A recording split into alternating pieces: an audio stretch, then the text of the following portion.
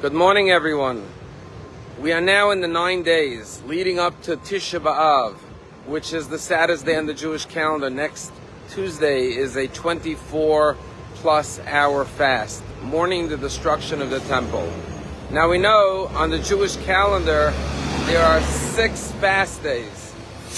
The way to remember the 6 fast days, it's the man and the woman, the short and the long, the black and the white. The man is the fast of Tzom Gedalia, which is a day after Rosh Hashanah. Remember the fast of Gedalia. Gedalia was a ruler who was murdered by his fellow Jews. He was appointed by the Romans, and it was assassination, and we mourn that tragic day.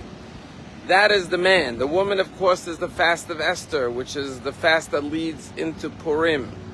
Then you have the short, which is the 10th day of Tevet, when our enemies surrounded the walls of Jerusalem. It's called the short because it's in the winter when it's the shortest days. It ends early. Then you have the long, which is the 17th of Tammuz, which we had just less than 2 weeks ago, which is the longest fast because it's in the summer. Then you have the white, which is Yom Kippur, when we dress in white. And then you have the black. The black, of course, is Tisha B'Av. The blackest, darkest day on our calendar, the day that our temples in Jerusalem were destroyed, first by the Babylonians and then by the Romans. But what's fascinating is that in Scripture, the prophets refer to this day of Tisha B'Av, the saddest day on the Jewish calendar, as a holiday. And that's why we don't say Tachnun, which is a prayer that we don't say on holidays. Why? Because our tradition tells us that Mashiach, the Messiah, will be born on Tisha B'Av, which means that this saddest day will be transformed into one of the most joyous days. And this is such a Jewish perspective, that from the greatest darkness, from the greatest blackness, will come the greatest light and the greatest joy. How can this be? And the answer is that in Judaism we find the positive in everything. And even on such a sad day like Tisha B'Av, we find the good. And what is the good? The good is that even though the temples were destroyed, we as a Jewish people endured. And therefore we celebrate, in a sense, a holiday on Tisha B'Av, that the Jewish people are an eternal nation that live on till this very day. This capacity to see the good in every situation is the hallmark of the Jewish nation. It is with this positivity, with this optimism, with this faith in the future, that as long as we are alive, we can rebuild once again our nation, and we will merit a third temple, and we'll merit the coming of Mashiach, the Messiah, and there'll be redemption and world peace. This is the faith and the hope and the optimism of the Jewish people. Rabbi Jonathan Sachs says, what's the difference between hope and optimism? And he says, optimism is just blind faith and belief that everything's going to be good.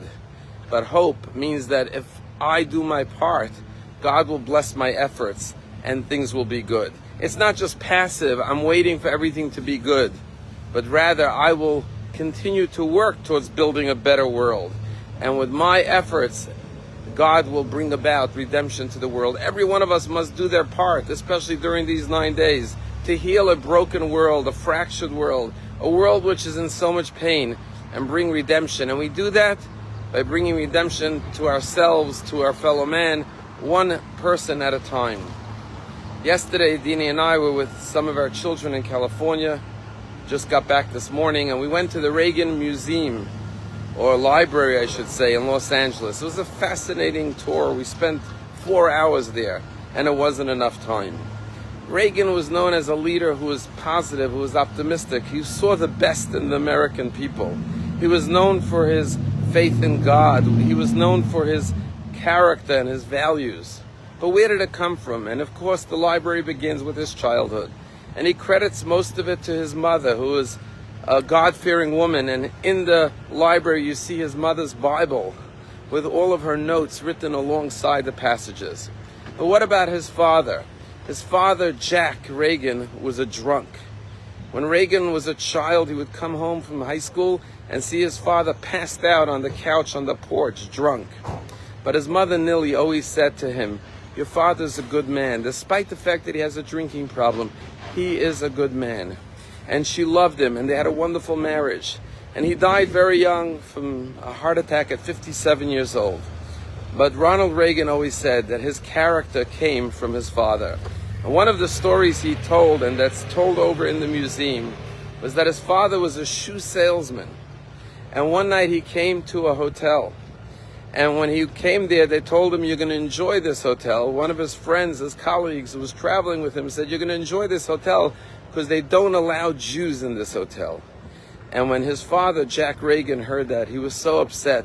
He said, I'm not sleeping in a hotel that they don't allow Jews to sleep in. And even though it was a freezing winter night, he went outside and slept in his car and refused to check into the hotel. And Ronald Reagan said, that's where I learned character from. That's where I learned what it means to have principles and to have values. Love is something we learn from our parents, just like hate is something we learn from our parents. Antisemitism is taught by example and by word and by deed from parents to children. But the message of Tisha B'Av is that even in a bleak, dark situation, we have the ability to transform the darkness into light by being a shining light to our children, by being an example of what it means to love one another, to have values and principles. And by doing that, we will merit to transform this darkness of this exile into the light of redemption for all of humanity. Have a wonderful day.